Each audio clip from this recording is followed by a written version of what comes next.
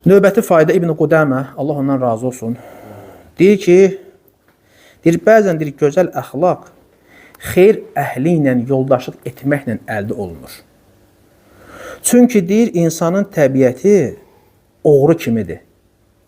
Yaxşını da oğrayır, pisi də oğrayır. Şər də oğrayır, xeyr də oğrayır. Yəni oğru kimdə? Kimdə nə gördü götürür. Deyir, insan deyir, təbiəti belə. Doğrudan deyir, bax, insan deyir, kimlə oturub durarsa ondan təsirlənir. Elədir, yoxsa yox. O bir də misal var, indi deyir, atın yanına bağlasan, həm rəng olmasa da, həm xasiyyət olar da. İndi bu bir misal ki, nəyə götürək ki, insan kimlə oturub durursa qarşı, onun kimi olacaq. Bizdə də qayda var da, bir şüar var, belə deyək də. Allah Resulullah sallallahu aleyhi ve sellem bizə bir qayda qoyub. Əl-mər'u alə dini xalilihi. Kişi dostunun dinindədir. Qardaş, kimlə oturub duracaqsansa, onun kimi olacaqsa mütləqdir. Mütləqdir, qardaş. Bu bizə tarixdən də göstərilib, təcrübədən də bunu görmüşük, qardaş. Həyatımızda bunu yaşamışıq. Kimlə oturub durursa təsirlənsin. Onun ki, bizə vacib olan xeyr əhli ilə, salih insanlarla dostluq eləməkdir. Əbəs yerə Peyğəmbər sallallahu aleyhi və səlləm yaxşı dostdan pis dostun misalını çəkməyib ki, kimə bənzədir? Ətir satanla körükçüyə. Salihi ətir satana, fasiq insanı, günahkarı kimə bənzədir? Körükçüyə. Deyir, ətir satan yanına getsən, ətir almasan da, amma dükana girmirsən axı, deyir, səndən gözəl qoxu gələcək. Ətir alıb ətirlənməmsən, lakin niyə dükandan ancaq nəyə gəlir, qardaş? Ətir gəlir, gözəl qoxu var. Amma deyir, körükçünün yanına getsən, deyir, ya paltarını yandırar, ya da səndən pis qoxu gələr. Bax, yaxşı dostla pis dostun misalı buna bənzəyir. Bu, qızıl qaydadır, insan gərək bu qayda heç vaxt yadından çıxartmasın. Yəni, qəflətdə olanlarla, asi olanlarla, fasiq olan insanlarla dostluq eləmək olmaz. Bax, bu dostluq ayrı şeydir, bəzi insanlar qarışdırır. Yəni, belə deyək də, münasibətdə olmaq ayrı şeydir. Ola bilər sənin qonşun, dostun, iş yoldaşların, məktəbdə, universitetdə və s. və ilaxır. Sən onlarla münasibət saxlayırsan. Təbii ki, onlardan qaçası deyirsən ki, biz Azərbaycanda yaşayırıq, qardaş. Bu millətə qarışmışıq. Biz də bu millətin bir üzvüyük. İş görəndə, ticarət görəndə və s. məktəbdə, universitetdə, iş yoldaşların və s. Biz münasibət saxlayırıq. Lakin dostluq məsələsi bu tamam başqa bir şeydir. Bu hamıda belədir. Bizə onlar qınaya bilməz. Bəzən deyirlər ki, siz ancaq özü oturdursa, öz aranızda. Deyir, sizdə deyilədir də. Hadi biz siz dəvət edək, gəlin bizdən dostluq edək. Gələcək, sərf eləmir, niyə? Məclisə getmək istəyəcək, biz gedir, gedməyəcək, niyə? Könlü bağlı deyil axı məclislərə.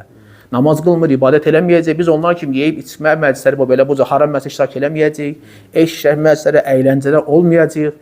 Necə ki, sən gəlmirsən bizə doğru, biz səni hara dəvət edirik? Məscidə, xeyir məclislərinə, düzdürmü qardaş? Allah zikirləmə və s. və ilaxır. Bizdə yəni əyləncə, günahlar olmayacaq məclislərimizə. Sən burada sıxılassan, çünki şeytan səninlə bərabərdir, səni uzaqlaşdırmaqdır belə xeyir məclislərindən. Sən gəlmədiyin kimi qardaşım, biz də sizə qoşulmuruq da bu məsələlərlə. Düzdürmü? Amma münasibət saxlayırıq da, qonşusan, haqların var, qoruyuruq. Qohum əqraba haqları var, qoruyacağıq. İş yoldaşımdır və s. Hətta düşmənin olsa da belə, o müəyyən haqları var. Biz o haqları pozmuruq ki. Amma dostluq ayrı şeydir də. Hər kəs özünə uyğun şəxslərlə dostluq edir. Və biz də onları dəvət edək, hadi gəlin bizdən dost olun. Vallahi xeyir tapacaqsınız. Yəni, hər dəfə ömrünün yalnız işrətdə, əyləncələrdə, işdə, gücdə, hətta iş gücü olsa belə, ev iş, başqa şey yoxdur bu adamda. Bu da qəflətdir, qafillikdir. İşə də getki, amma işin yanında, qardaşım, axirət də olmalıdır. Sən dünyanı, əlbəttə dünyanı da qazanmalısan, ac qalası deyilsən ki. Elə insanlar başqarı, laf deyək ki, şər məclisəndə yoxdur, amma evdən iş, ev, başqa işlə yoxdur. Bir də ailəsinə harasa gedib gələcək. Bu da qafillikdir. Bu da qəflətdir. Qardaşım, sənin ibadətə də vaxtın olmalıdır. Sən dünyavi işlərin içərisində belə sənin ibadətin olmalıdır. Və ibadətləri də hamısını, bütün işlər, yəni bütün dünyavi işlər hamısı bu ibadətlərə görə ayarlamalısan. Görüm, hansı iş mənə xeyirlidir, ibadətimə zərəri var, yoxsa yoxdur. Varsa təbii ki, o işdən uzaqlaşırsan. Və biz də insanlardan uzaq düşməmişik. Lakin deyirik ki, gəlin, hadi hamımız birlikdə Allaha iman gətirək, Allaha tövbə edək, Allahdan başlama diləyək, Allaha zikr edək və belə dostluq edək. Vallahi salih insanlarla dostluq heç bir zərəri yoxdur Allah'ın olsun. Cəmiyyətdə nə qədər ibadət əhli, nə qədər salih insanlar olarsa, o cəmiyyət həmişə xeyirli, bərəkətli olar. Bu tarix də bunu göstərib. Biz İslam tarixinə nəzər gətirib görürük ki, nə vaxt müsəlmanların çöküşü başlayıb, enişi, nə vaxt, qardaşım, Allahdan uzaq düşəndə, asiliklər yayılanda, düzdürmü, qardaşım, tövhiddən sünnən uzaq düşəndə zəlillik baş verir. Lakin nə vaxt izzət olub, qardaşım, insan tövhid və sünnən yaşayarsa, Allaha ibadət edilərsə, yaxşılığı əmr etmək, münkər, pis əməllərdə çəkindirmək olubsa, o cəmiyyət həmişə inkişaf edib, həmişə. Həmişə izzətli olub. Biz bunu tarix boyu görmüşük, tarix də bunu göstərib. Qur'ana tabi olan qövmü Allah heç alçatmaz. Qurandan uzaq düşənləri Allah alçaldır və biz də bunu tarix boyu görmüşük. Bugün də həyatımızda da bunu yaşayırıq. Bəzi insanların həyatında görürük. Özümüz də bir anlıq bir dənə fikir verir. Hər hansı bir ibadətdən dala qalanda zəifləyirik. Düzdür, qardaş? Günahlara meyli, tövbə etməyəndə görsən adam zəifləyir.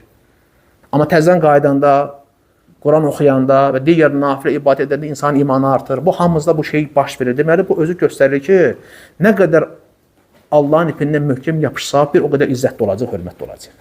Və Allah da sabit edəcək. Nə qədər uzaqlaşdı, qardaş, zəllilik onda baş verir. Rüsvayçılıq onda baş verir. Belə də insan Allaha yaxınlaşanda bərəkətdən payı çox olur. Şeytanla dost olub şeytana yaxınlaşanda lənətdən payı çox olur. Bir o qədər. Nə qədər çox yaxınlaşmırsan, bir o qədər lənətdən payın var. Necə İbn Qayyim günahlarının zərərlərində gətirir. Amma Allaha nə qədər çox yaxın olacaqsansa, o bərəkətdən payın bir o qədər çox olacaq. Deməli, salih insanları oturdurmaq lazımdır. Qafillərlə, qəflət əhli ilə oturdurmaq olmaz. Və Allah Taala bizə bunu əmr edib buyurur və bu Allah Rəsul da həyatında bunu tətbiq edib və görərsən ki, həmişə salihlərlə bərabər olub və miskinləri sevib, kasıbları sevib, heç özünü uzaqlaşdırmayıb. Allah Taala da peyğəmbərdən bax elə salih insanlarla bərabər olmaq, onları özünü uzaqlaşdırmamağı əmr edir. Bizə ki ayədə deyir, Allah Taala buyurur ki, Rəbbinin Allahın üzünü diləyərək gecə və gündüz ona dua edən kəsləri qarşı səbirli ol. Və la ta'du eynaka anhum turidu zinətul hayatid dunya. Dünya zinətinə meyl etdiyinə görə onlara yan baxma, onlardan üzünü yan çevirmə. Və la tuti' men aghfalna qalbahu an zikrina wattaba'a hawahu və kana amruhu furuta. Qəlbini bizə anmaqdan qafil etdiyimiz, hava və istəklərinə tabe olan, işləri səmərəsiz olanlara da deyir tabe olma. Belə insanlarla dostluğun bir mənası yoxdur. Adam şəhvanidir, nəfsərinə tabe olub, hava və istəklərinə. Adam qafildir, Allahı zikr eləmir. İşləri səmərəsizdir, necə gəlir, dağınıqdır, xeyir, bərəkət yoxdur da həyatında. Deyir, belələrinə də tabe olma günə. İnsan gibi salih insanları seçməli, onlarla dost olmalı, onlarla həmişə bərabər olmalı. İnsan da kimi sevirsə, onunla bərabərdir. Ona görə salihlər sevmək lazımdır ki, salihlərlə bərabər olasan. Onların əməllərini edə bilməsək, ən az onlara oxşamaq lazımdır. Ənəs ibn Məlik deyir. Çünki salihlər olub ona görə. Amma pis dostun fəsadı insanı vallahi dindən belə uzaqlaşdırar. Din belə əldən gedir. Buna pis baxmaq lazımdır. Yəni buna yüngül baxmaq lazım deyil. Yəni pis dostdan oturdurmanın aqibəti olduqca pis vallahi. Ən bariz nümunə misal kimi gətirmək olar. Əbu Talibi qardaş, həmişə bunu dəstəkləyirəm axı. Əbu Talibin o vaxt İslam'a etdiyi xidmətləri bugün elə müsəlmanlar var ki, qardaş, vallahi zərrə qədər eləməyiblər. Yəni, adı müsəlmandır, deyir Rəbbim Allahdır. Əməllərinə baxanda deyirsən ki, belə müsəlmanlar utanırsan ona müsəlman deməyə. Amma Əbu Talib Peyğəmbər sallallahu aleyhi və səlləm üçün qəzəblənərdi, onu himayə edirdi, onu qoruyardı. Bugün Peyğəmbəri, onun sünnəsini qorumayan nə qədər insanlar var, qardaş? Görürsən, dinimizə təhqir edənlər var, dinimizə istehza edənlər var. Bugün hicab məsələsini qaldırıblar, hicab məsələsini görsən necə qloballaşdı, bəzi jurnalistlər danışırlar. Yəni, adama deyirlər, sənin öz ixtisasın var, sən onunla məşğul daha yaxşı olarlar, sən bu məsələyə qarışmadın. Necə ki, biz sizin məsələlərə qarışmırıq, siz də qarışmayın.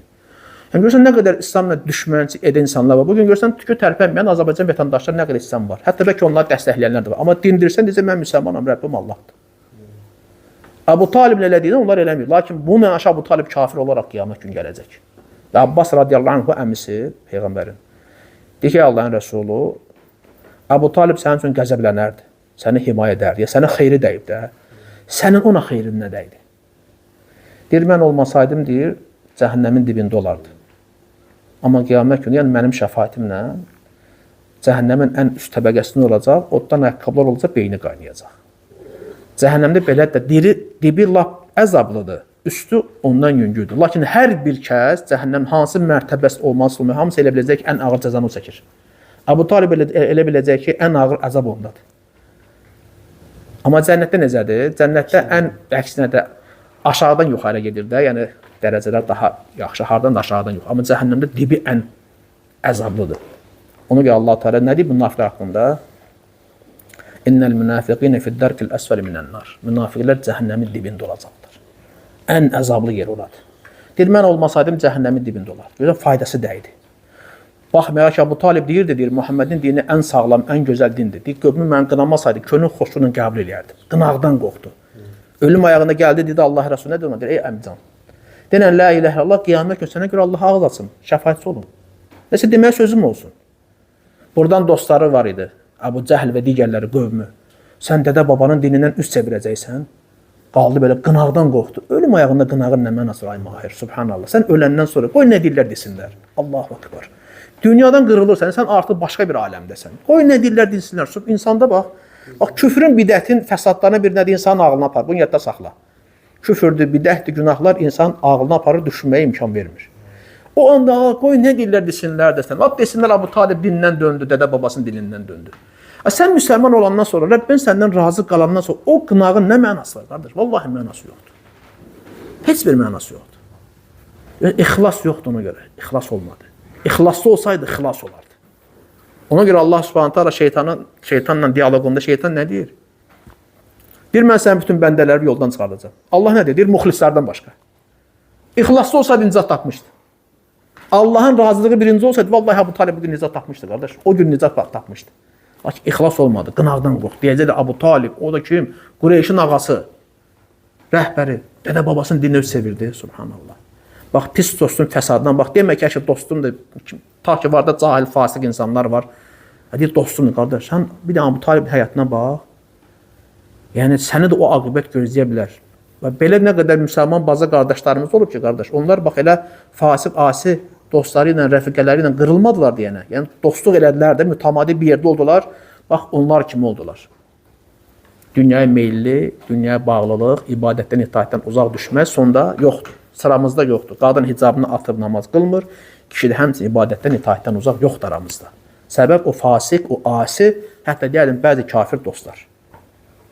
Onun ki, Allah qorusun, insan gərək dostlarını seçsin. Kimin oturub durduğuna gərək fikir verəsən. Bu, bütün məsələlərdə belədir. Hamıda da elədir. Elə bizi qınayanlarda da elədir. Onlar da öz dostlarını seçiblər, qardaş.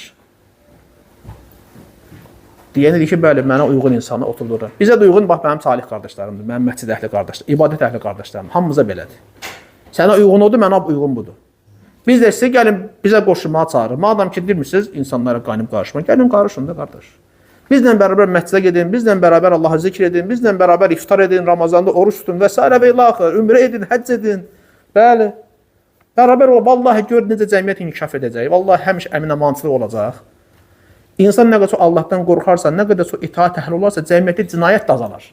Bu, o cəmiyyətlərdə cinayətin artma səbəbi nədir? Allahdan qorxmamaq, axirət günə imanın zəifliyi. Çünki dərk eləmir ki, qiyamət günü əzab gözləyir. Hələ dünya əzabından qorxmur cəzasından. İtaat, ibadət olmayanda cinayətlər çoxalır da, qardaşım. Allahdan qorxu olmayanda cinayət çoxalır. Biz də deyirik ki, ölkəmizin inkişaf eləməsi üçün insanlar Allahdan qorxub Allah iman gətirməlidirlər.